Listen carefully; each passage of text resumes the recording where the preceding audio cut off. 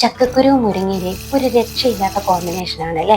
ഇന്ന് നമുക്ക് അത് വെച്ചൊരു കറി ഉണ്ടാക്കാം.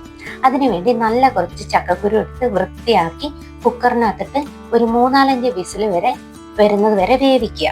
ചക്കക്കുരു നന്നായിട്ട് വെന്ത് വരുമ്പോൾ അതിലേക്ക് 1 ടീസ്പൂൺ മഞ്ഞൾപ്പൊടിയും 2 ടീസ്പൂൺ മുളക് പൊടിയും പിന്നെ ആവശ്യത്തിന് ഉപ്പും ചേർത്ത് ചെറുതീയിൽ വെക്കുക.